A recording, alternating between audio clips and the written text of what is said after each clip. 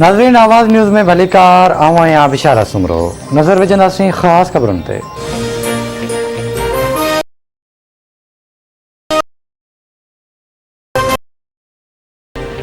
अफ़गानिस्तान में घरू वेड़ सां तमामु घणी त अफ़गान हुकूमत सां ॻाल्हियूं करणु घुरिजनि। अफ़गान तालिबान यकीन ॾियारियो आहे त अफ़गान सरज़मीन तां हमले जी इजाज़त न ॾींदासीं। अफ़गानिस्तान खे अकेलो छॾियो वियो त उन जा ख़तरनाक नतीजा साम्हूं ईंदा। अफ़गानिस्तान में अमन ऐं इस्तेहकाम खिते लाइ अणटर आहिनि। अशरफ गनी जी हुकूमत करप्ट ऐं बदउनवान हुई। वज़ीर आज़म इमरान ख़ान जो मिडिल ईस्ट आहे खे इंटरव्यू चयईं दाइश मां छुटकारो हासिल करण लाइ तालिबान वाहिद ऐं बहितरीन ऑप्शन आहिनि। अमेरिका खे क़ाइदानो किरदारु अदा करणो पवंदो। पाकिस्तान खिते इक़्तिसादी सहकार खे हथी ॾियणु चाहे थो। अमेरिका जो साथ ॾियण ते जेतिरो नुक़सानु पाकिस्तान जो थियो एतिरो कंहिंजो बि नाहे थियो। वालारियल कश्मीर जहिड़े बदतरीन सूरतहाल दुनिया में किथे बि नाहे ॾिठी। कश्मीर जी सूरतहाल खे नज़रअंदाज़ कयो वियो आहे। वफ़ाक़ी घर वज़ीर शेख रशीद चयो आहे त डॉलर ज़ख़ीरो करण जे इल्ज़ाम हेठि 88 ॼणनि खे हिरासत में वरितो वियो आहे। NCOC खे बदनाम करण लाइ कोरोना वैक्सीन जा कूड़ा सर्टिफिकेट ठाहिया पिया वञनि। कूड़ा सर्टिफिकेट ठाहिण वारनि सां रिआयत न कई वेंदी। डॉक्टर अब्दुल क़दीर ख़ान जी तदफ़ीन लाइ बहितर इंतज़ाम कया विया।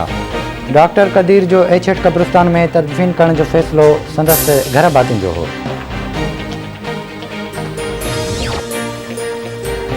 इलेक्शन कमीशन नून लीग ऐं पीपल्स पार्टी जे बैंक खातनि जी दस्तावेज़नि ताईं पहुच वारी दरख़्वास्त मंज़ूर करे वरिती।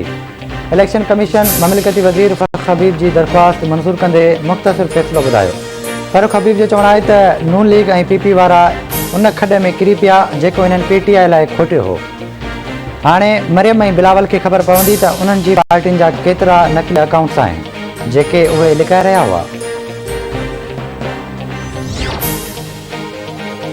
बजट में ख़दशो ज़ाहिर कयो त तबाही सरकार पेट्रोल 130 रुपया फ़ी लीटर जो इरादो रखे थी। हुकूमत पेट्रोल ऐं डीज़ल जी क़ीमत में जल्द वधीक इज़ाफ़ो करणु वञी रही आहे।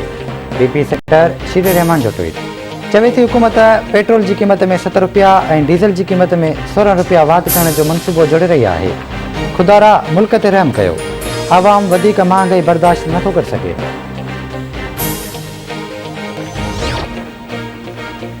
सिंध सरकार पारां कणक जे मामले ते वफ़ाक़ी हुकूमत मथां तनक़ीद।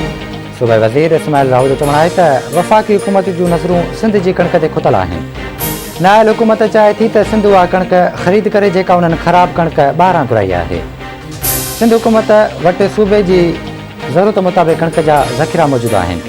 वफ़ाक़ी वज़ीर कूड़ ॻाल्हाइनि था ऐं कूड़ा अंग अखर ॿुधाइनि पिया।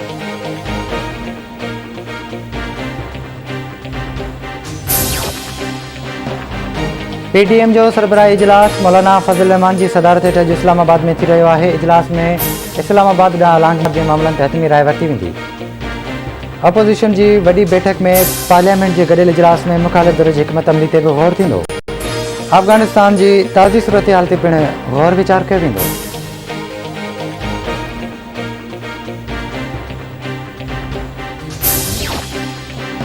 मुल्क में कोरोना वायरस विघे वधीक 28 मरीज़ फ़ौत। हयात विञाईंदड़नि जो अंग 28,134 थी वियो।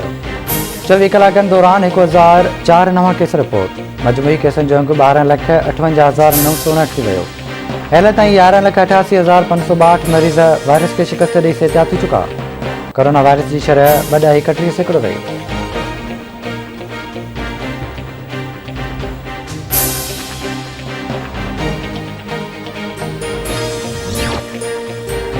मुरीद शाख भट्ट सां सिंध पंजाब दंगमाई चौक ते दाड़ेलनि जे हमले में इंदड़ बिरादरी जे मारिजी वियल हिक ई कुटुंब जे 9 भातियुनि जी तदफ़ीन। मारिजी वियलनि गुलाम नबी, ज़हीर, नज़ीर, अब्दुल रज़ाक, दाद मोहम्मद, शरीफ, फारूक, मुनवर, पीर बख्श जी जनाज़ा नमाज़ में सवे माण्हुनि जी शिरकत। हर अख खाली।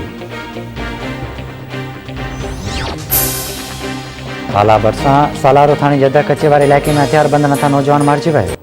जवाबदारनि गोलियूं हणी नौजवान शरीफ बुख्टी खे क़तल करे छॾियो।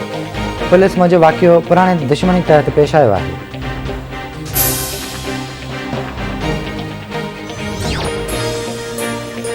दादू जे कायम नगर कॉलोनी में मिटी खणनि था सोलंगी बिरादरी जे ॿिनि धुरियुनि में झेड़े दौरान ज़ख़्मी थियल शख़्स फ़ौत थी वियो।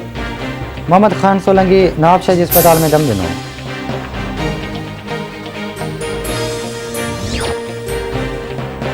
घोटकी ऐं भरपासनि वारनि इलाइक़नि में उड़ी विघे 2 ॿार फ़ौत। मुख़्तलिफ़ इलाइक़नि में केतिरा ई ॿार उड़ी में मुब्तला। सिहत खाते तरफ़ां ओड़ी ते ज़ाब्तो लाइ के बि जोगा क़दम न खंया विया।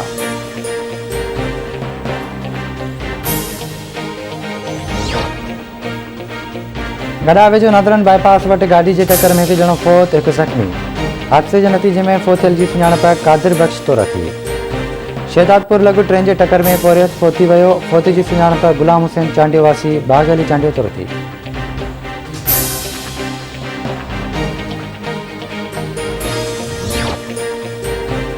पीर जो ॻोठु भरिसां ॻोठु हाजी बख़्शण मेतलो में बाहि लॻण सबबि ॿिनि पोरियतुनि जा घर सड़ी विया।